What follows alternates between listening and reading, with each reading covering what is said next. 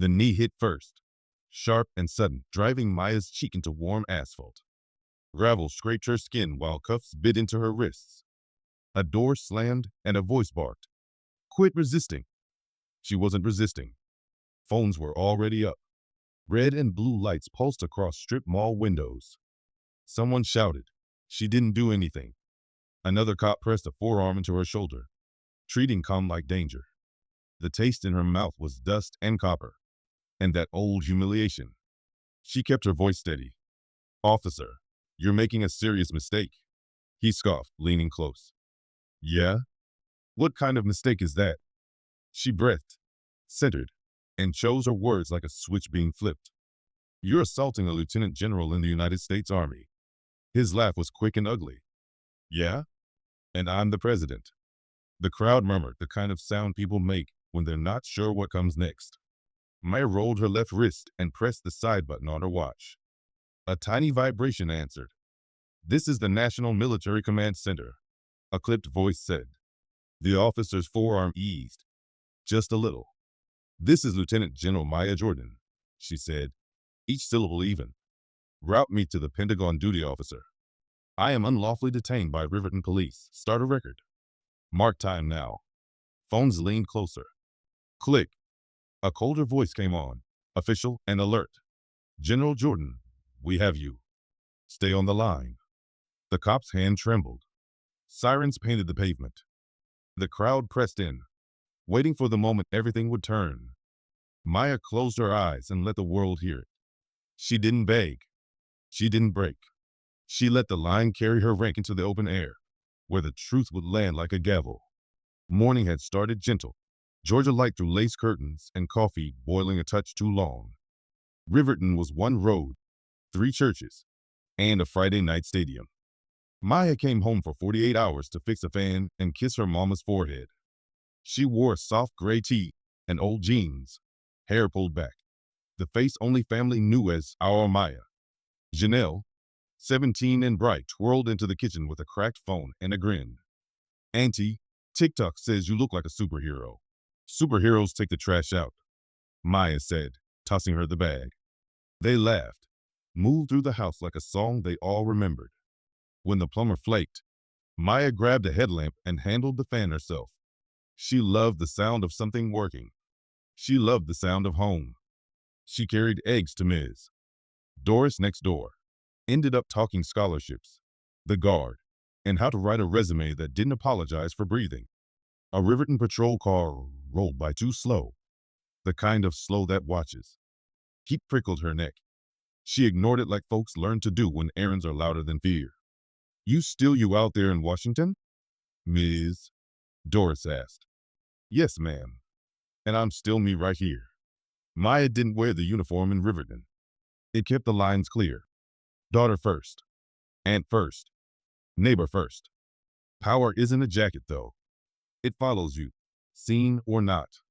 She grabbed Mama's SUV to fetch Chanel's forgotten trumpet from the band room. No medals, no blues, just keys and a mentalist. At the corner, a patrol car idled, blinker ticking. The light turned green. It followed. The stop didn't make sense.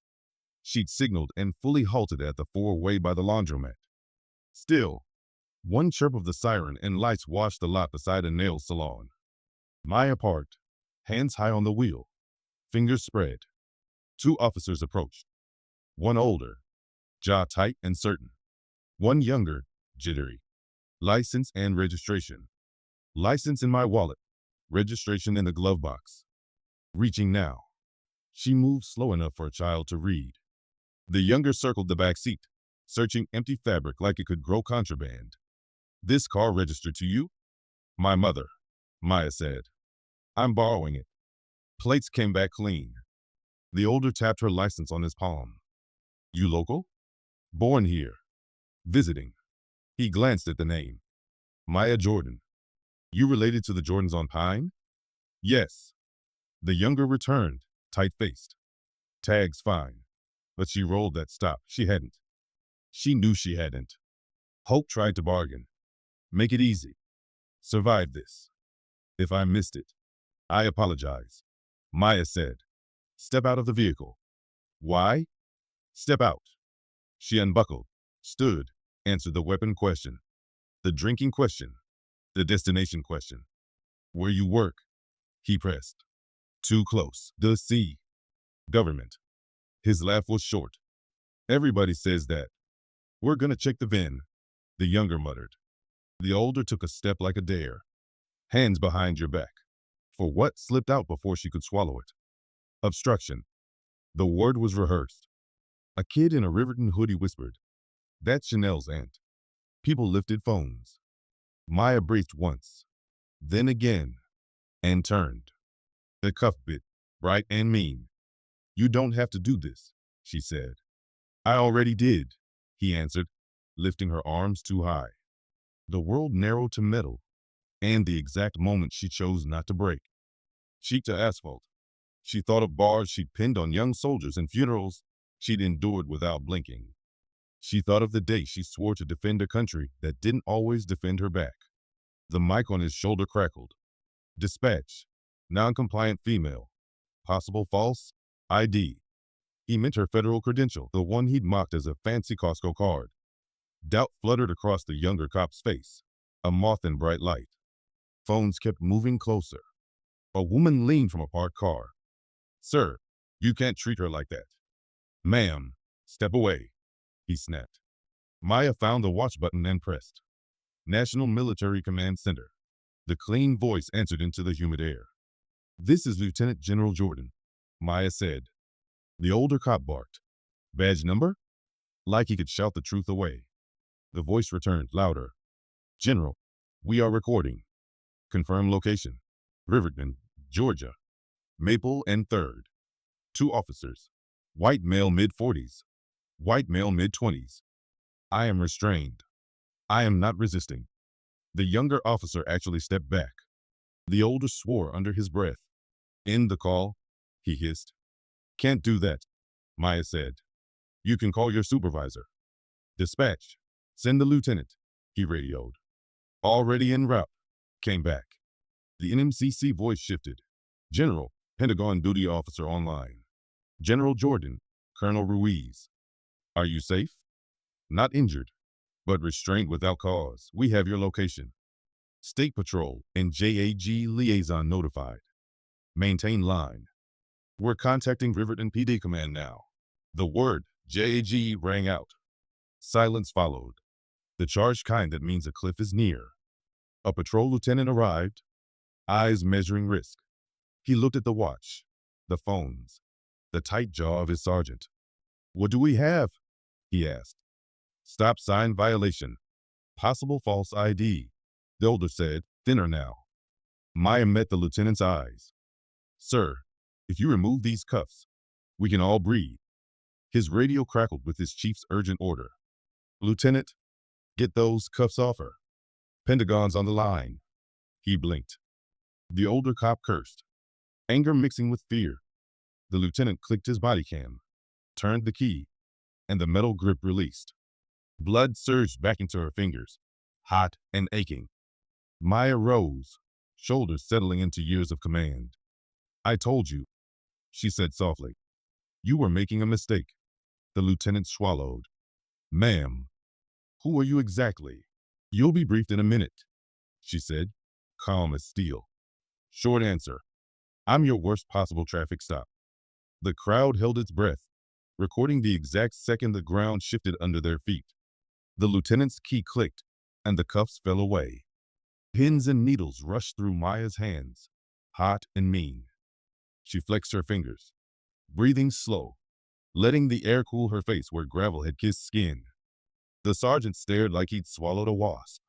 "Names and badge numbers," Maya said, voice even, not a tremor in it. The lieutenant answered first. "L.T. Parker." The younger cop mumbled, "Officer Reed." The older one took a beat too long. "Sergeant Harlan." Phones caught every syllable. On her wrist. The line stayed open. "General, State Patrol is 2 minutes out," Colonel Ruiz said. "JG liaison en route. We have Riverton PD command on a recorded line." Parker's jaw worked. Harlan's eyes flashed like he'd just remembered pride. "Ma'am, if we could step aside." Parker tried, eyes flicking toward the crowd. We'll sort this out. Maya looked at the faces. Ms.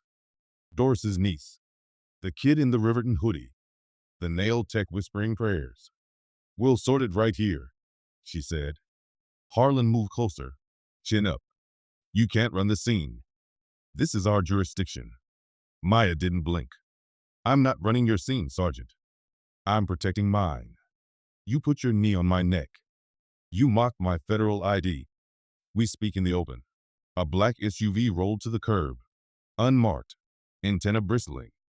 Parker stepped back, suddenly small. Two troopers emerged, heads stiff, posture sharper than knives. State Patrol, the lead announced. Who's the complainant? The phone shifted to include them. I am, Maya said. Lieutenant General Maya Jordan, U.S. Army. The trooper's gaze flicked to the watch, to her eyes, to the circle of people. He didn't salute, wrong setting, but his voice changed, respectful and firm. Yes, ma'am. We've got you. Harlan's laugh came out brittle. So now we're saluting traffic violators? Reed shifted, discomfort loud in his silence. Parker tried to swallow the moment, but it wouldn't go down. The trooper turned, stone-faced. Sergeant, your body cam status? On. Harlan lied. Reed blinked. The trooper's chin tilted. Then it caught you calling a federal credential a Costco card? It caught your knee? Reed's thumb tapped his own cam without thinking. Shame flushed across his cheeks. Harlan's jaw clenched. Maya lifted her palm. I want this simple. Document the stop. Preserve all body cam. Get a supervisor from internal affairs. And someone call an ambulance for the lady you shoved back. She pointed to the woman by the car, rubbing her shoulder, eyes wet. Parker snapped to it, grateful for orders he could stomach. EMS en route. The trooper nodded, already on his radio about evidence preservation. Harlan muttered, You think you can parachute in here with DC friends? And he stopped when a new voice hit the air. Riverton PD chief on the line. Ruiz said, voice coming tinny through the watch. Chief Daniels, you're on speaker. The crowd went a little quieter, like church before the first hymn. A man's voice, breathless and careful. General Jordan, my apologies. Maya cut him off gently. Chief, please don't say anything you don't mean on a recorded line. We'll handle this with facts. A hush followed. Somewhere behind the nail salon, a dog barked at nothing. Parker looked like he wanted to thank her for the lifeline. Siren slid closer and stopped. EMS stepped out with a soft bag and gentle hands for the woman. Janelle came running from down the block, school sweatshirt half-zipped, eyes wide. Auntie. She almost crashed into Maya's arms, then checked herself, trembling. I'm okay, baby, Maya said, brushing a thumb over Janelle's cheek. You filming? Janelle lifted her phone, steady now. Always. Harlan rolled his eyes. Fantastic. TikTok court. Maya didn't look at him. It's called sunlight, Sergeant. It keeps things alive. Another sedan squeaked to a stop. A woman stepped out in a navy suit, hair in a tight bun, credentials already in hand. Major Ellis, JAG Corps, she announced to the air, to the cameras, to the doubt. General, per R27-10 and 15-6, we're opening a preliminary inquiry. Harlan scoffed. Army rules don't run my street. Ellis's eyes were calm as glass. You're right, but federal civil rights statutes do, and so does your own policy manual. We're here to ensure evidence preservation and scene integrity. You're welcome. The trooper glanced at Harlan's chest. Sergeant, your body cam shows Stanby? That's off. Reed flinched. Parker's face went pale. Harlan's mouth opened and closed. The crowd murmured. Low, angry, electric. Sunlight suddenly felt like heat. Turn it on, Maya said, quiet. Harlan jabbed the button. The tiny red light came alive, accusing. Good, Maya added. Now, Sergeant, look into it and state your full name, badge number, and the reason you placed me in cuffs. He swallowed, then did it, each word dragging. The EMS tech lifted a hand. Ma'am, you want that scrape cleaned? Maya nodded. and the tech dabbed her cheek, cool and careful. Janelle watched, eyes wet, lips pressed into a line. I hate this town sometimes, she whispered. I love you, Maya whispered back. The crowd parted as Ms. Doris appeared with a folding chair like an anti-angel. Sit, baby, if you need. Maya did for a second, just enough to remind everyone she bled like anyone else. Then she stood again, taller somehow, like a flag catching wind. Ruiz's voice returned. General, Sakarmi's office requests a brief. Your call. Maya glanced at Parker, at Reed, at Harlan burning under his own light. She looked at Janelle, at the woman being bandaged, at the neighborhood that had raised her tough and tender. Patch them through, she said. Harlan bristled. In the middle of my scene? Maya turned to him, gentle as a knife. Sergeant, your scene changed the minute you put hands on me for nothing. Her watch buzzed. A new voice entered, warm steel wrapped in velvet.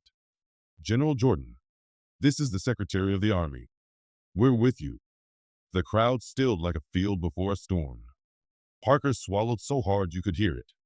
Harlan's bravado slipped another inch, like gravel under boots on a slope. We'll coordinate with DOJ and the governor's office, the secretary said. Do you require immediate federal protection or relocation?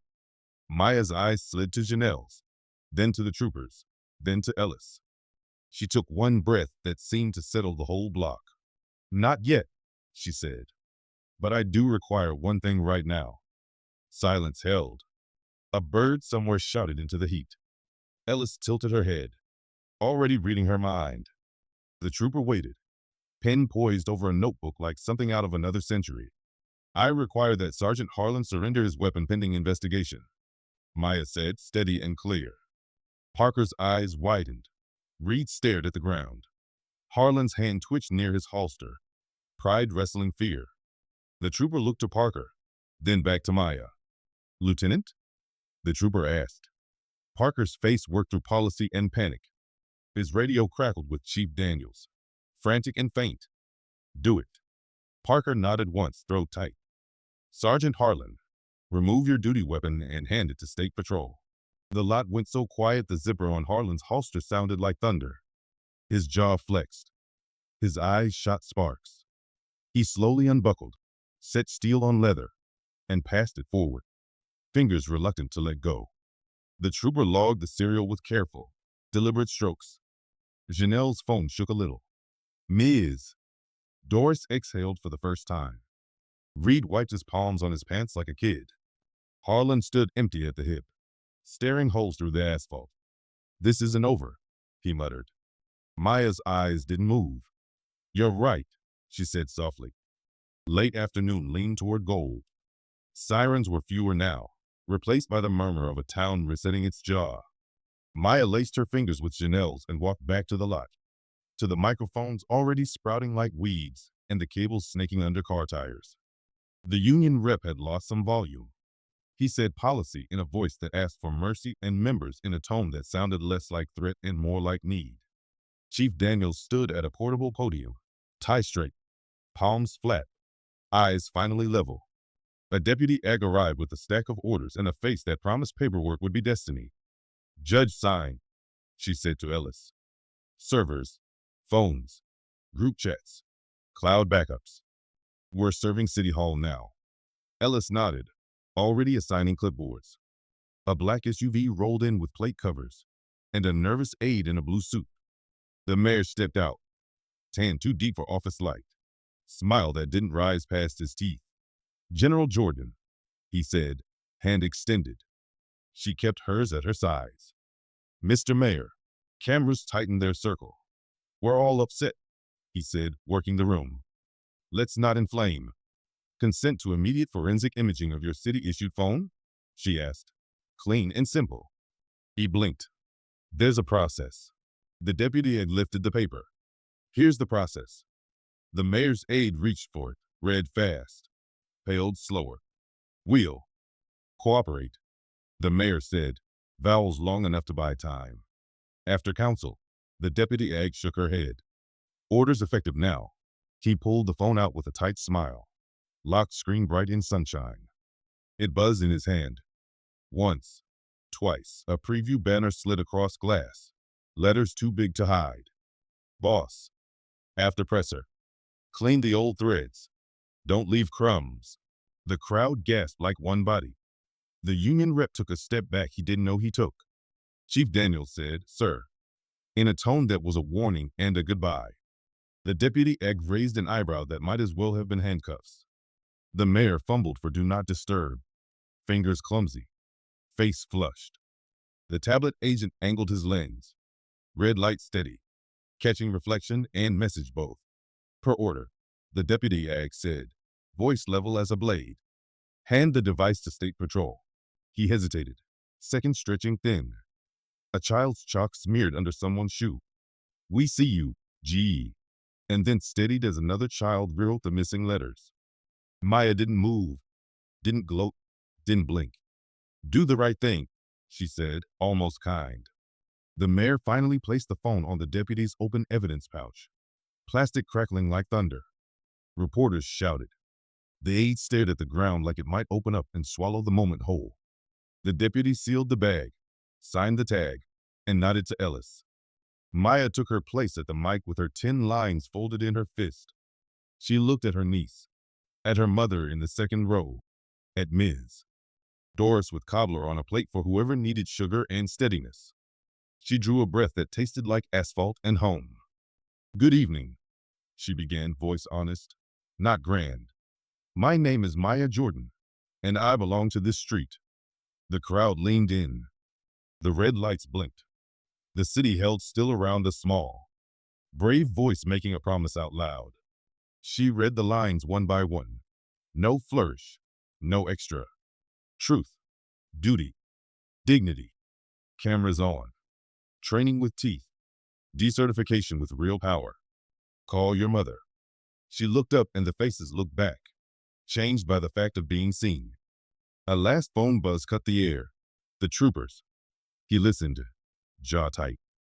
He whispered to Ellis, then to Daniels. The deputy ag's eyes narrowed. Maya felt the shift before the words. The trooper stepped to the mic, apologetic and urgent. We need to move to City Hall now, he said. Servers just went offline for 90 seconds. He lifted his eyes to the crowd, to the mayor, to Maya. Someone tried to pull the plug. Sirens didn't wail. They sighed, low and urgent, as the convoy rolled to City Hall. Maya walked in front with Ellis and the trooper, Janelle, at her side. Neighbors behind them like a river that had finally found its channel. The sun slid lower, heat turning to haze. The server room door was propped with a plastic trash can. A faint hot dust smell hung in the air, and the UPS battery beeped its lonely metronome. An IT tech's hands shook over a keyboard while another clutched a binder like a life jacket. Who pulled power? Ellis asked. The tech pointed at the camera bubble in the ceiling. The trooper checked the live feed, backed it up 60 seconds, then 90. On screen, the mayor's aide hustled in, yanked a cord, and stared up at the lens like it might blink first. Immutable journaling held, the second tech said, voice wobbling into relief. We've still got right-ahead logs. We can image it all. Ellis nodded once, every inch the lawyer soldier. Do it. Read-only mount. Chain of custody starts now. The crowd didn't push in. They filled the hallway with a quiet that felt like resolve. Ms. Doris handed out paper fans with the church logo. Janelle squeezed Maya's hand and whispered, they tried to erase us. Maya whispered back, they forgot we keep receipts. The trooper's phone chirped as the forensic console spit out file names. Pulling group chat backups. Extracting media. Parsing owners. Strings of ugly file names scrolled. Memes. Slurs. Teachable stops. Spreadsheets. A map folder named Routes. Parker saw it and went gray. Routes? The tech opened one. Lines traced across a town map like veins. Circles around schools. Churches. The Friday night stadium. Notes in the margins, presence, compliance reminder. Make an example if needed. That ends tonight. Maya said, no volume, all gravity. She turned to the doorway where officers stood without belts or badges, and then to Reed, who'd slipped in with his statement already signed. You asked to speak. she said. Do it now. Reed swallowed, stepped onto a file box for height, and faced the kids clustered by the hall water fountain. I didn't stop him, he said, voice raw. I should have. I'm sorry. I'm going to testify, and I'm going to be better or get out.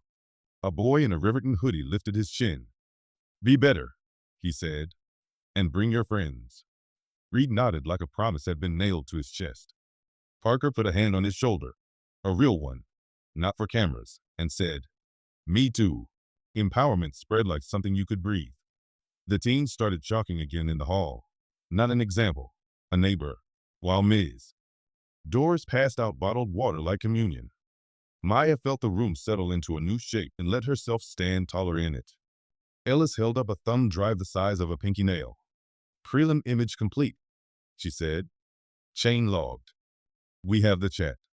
The trooper skimmed the CSV. Admin. Boss. Secondary admins. Harlan Morton. Added members after incidents to train them.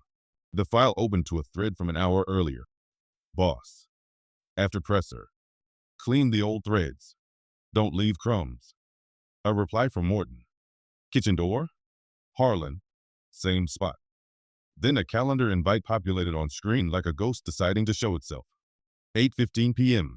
Kitchen. Pine Fellowship Hall. Agenda. Decompress.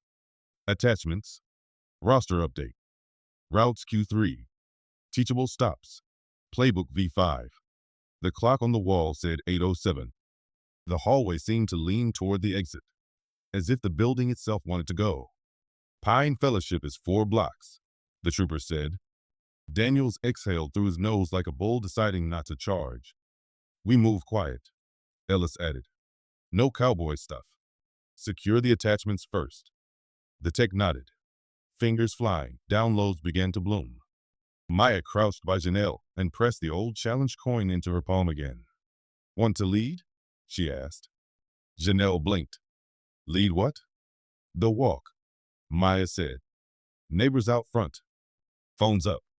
We go see power in the kitchen.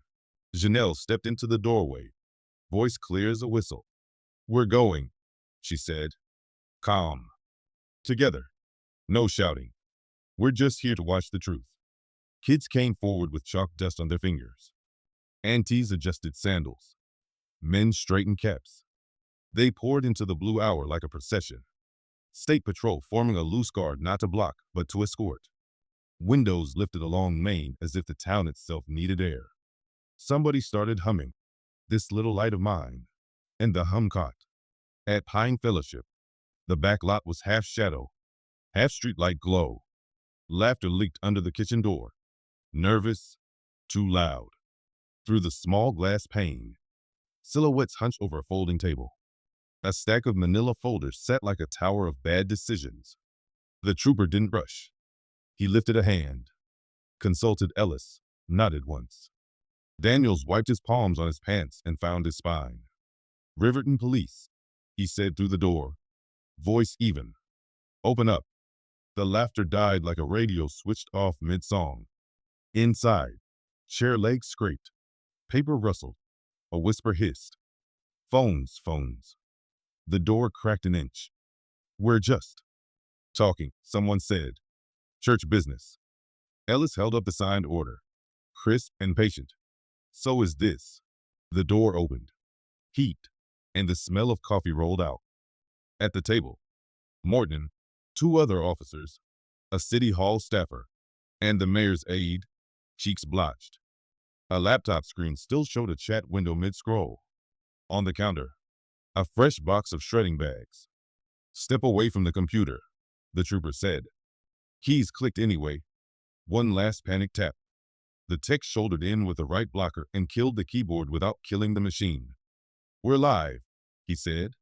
We've got the volatile memory. Maya stood in the doorway and didn't step further. The room wasn't hers. It belonged to process, to evidence, to the people who'd been erased on paper and finally got written back in ink.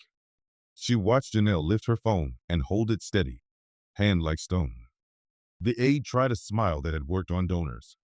We can fix this, he murmured to no one in particular. We'll get ahead of it. Daniel's jaw set. You already got ahead, he said, way ahead of the law. The aide looked smaller than his suit. Ellis slid a folder off the stack and flipped it open. Teachable stops. Playbook V5, she read. Her eyes moved fast, then stopped. Targets chosen for deterrence theater. Suggested phrases. Recommended charges. She swallowed. And a list of names. Maya's breath hitched. She recognized church ushers, the barber who kept clippers humming on Saturdays, teachers, a deacon who sang bass. Then, near the bottom, in neat ink, J. Jordan, soft pressure near school lot. The room went colder than the metal sink. Janelle's hand tightened on the phone, but her chin didn't tremble. She slid a half step forward, the coin warm in her palm. Not another inch, she said, almost to herself, almost to the whole town. Maya looked at her and saw the world she'd been building. The trooper cuffed Morton without a scene. A city staffer whispered, I have kids. To no one, to everyone. Daniels finally looked at the aide like a man who'd walked too long with his eyes closed. Where's the mayor? He asked. The aide glanced at the side door. Out in the lot. A car engine turned over. Too quick, too loud. The procession outside shifted, phones lifting like stars. Tires squealed. The trooper raised a hand. Another unit eased across the exit. Not a slam, a firm close. The car braked hard. The mayor sat behind the wheel, light from a street lamp making a tired mask of his face. He didn't look at the crowd. He looked at the red dot on the tablet camera that had followed them from Mabel, and then at Maya in the doorway. She didn't move. She didn't speak. She just stood like a truth you can't walk around. The mayor's shoulders sagged. In the kitchen, Ellis closed the playbook with a soft slap that sounded like an ending trying to happen. The church clock told the quarter hour, gentle and exact. The trooper lifted his radio for a final check. Eyes on Daniels, on Ellis, on Maya. All units set, he said. General? He asked, because somehow the room had begun to take its cues from her courage. Maya's voice was low and steady. We do this clean, she said. No spectacle, no extra. We read the charges, seize the devices, and we walk out with our heads up. She looked at Janelle, at the kids with chalk on their hands. And then we go home together. She took one step into the lot, and the crowd made space. The trooper mirrored the move toward the car. The mayor's hand twitched near the gear shift, then fell away. Somewhere behind them, the text console chimed with a new file popping into place. The message preview flashed on the seized phone on the evidence table, bright enough for anyone near the counter to see. New sender this time, not boss. It read, delete everything. Now, the name above it landed like a bell no one expected to hear. City Attorney. The preview banner on the seized phone glowed like a flare. City Attorney. Delete everything. Now. The room inhaled at once. Ellis didn't blink. That's obstruction, she said, already dialing. The trooper flagged the forensic tech. Screen capture. Hash. Log. Now. The text keys rattled, then steadied. Captured. SHA 256 recorded. Change started. The words sounded like guardrails snapping into place. Daniels exhaled through his nose. Tired and done. Serve the city attorney, he said. Right now. 2 patrol units peeled off toward the law office 3 blocks away. The aide at the kitchen table found the floor with his eyes, as if it might open up and swallow him before the cuffs found his wrists. Morton stared at the wall and saw nothing. The convoy returned fast. Quiet, professional. The city attorney walked between 2 troopers, jacket on but dignity off, a phone sealed in an evidence pouch against his chest like a confession. He tried a smile. Misunderstanding. Ellis held up the message. You texted delete everything after a preservation order, she said, voice even. You're detained for obstruction and conspiracy to violate civil rights under color of law. The kitchen air thinned. The attorney's mouth worked and found no client brave enough to hide behind. Daniels read rights in a voice that finally knew what it was for. The trooper eased cuffs on. Not cruel. Not performative. Outside. The procession didn't cheer. It stood still, phones up, like witnesses who had learned the difference between spectacle and history. The mayor slumped behind his steering wheel, watching a city choose its next shape. He stepped out, palms open. "I'll cooperate," he said, voice small. "Good," Maya answered. "Start with the truth." He nodded once, a man who'd run out of angles. Back at the folding table, Ellis flipped pages of teachable stops. Playbook V5, the ink already heavy with consequence. "Recommend charges," she murmured. 241, 242 obstruction tampering. Names verified. The trooper's radio crackled with the ick. "Proceed." Maya didn't float on victory. She stood on procedure. "Bag it. Tag it. Mirror drives. Verify hashes. Double witness signatures," she said. The text smiled despite the heat. "Yes, ma'am." Boring and exact. The printer chattered out evidence labels like rain. Parker faced the door to the lot, jaw set. "My sister's on the way," he told Maya without asking for pity. "She deserves to hear it from me." Maya nodded. "And from him," she said, tipping her chin at Morton in cuffs. "We don't hide our harm behind family." Reed stepped forward, statement already smudged with his fingerprints. "I want to apologize," he said, voice shaking but steady enough to carry. "In front of everybody. To General Jordan. To the kids. To my mother, who raised me better than silence." A murmur moved through the crowd. Not approval. Not yet. But the sound people make when a closed door opens an inch. "Ms." Doris patted his arm once. "Bring 3 with you next time," she said. "Change is heavy. Don't carry it alone." Night gathered outside. Blue thickening to ink. First stars blinking awake. "Press time," Daniel said, glancing at his watch. The procession followed them back to Mabel like a river returning to its bed. Church bells marked the hour and sounded new. Under the portable lights, the podium didn't look like a stage. It looked like a place to tell the truth. The deputy stepped up first. "Tonight, arrests were made," she said. "Evidence is preserved. A state request for a consent decree is drafted." Daniels followed, voice rough with the grind of humility. "Riverton PD will end pretext stops for minor equipment and tag violations effective immediately," he said. "We're instituting a duty to intervene policy, an early warning system, and an open data portal. Body cam retention expanded to 2 years. External review board with subpoena power convenes next month." He didn't look at Maya for permission. He looked at his people because they were the ones who needed to hear the words from him. "If you wore this badge to bully, you won't wear it here," he finished, hands flat, eyes clear. The advisor's voice found Maya softly. "Working group?" She stepped to the mic.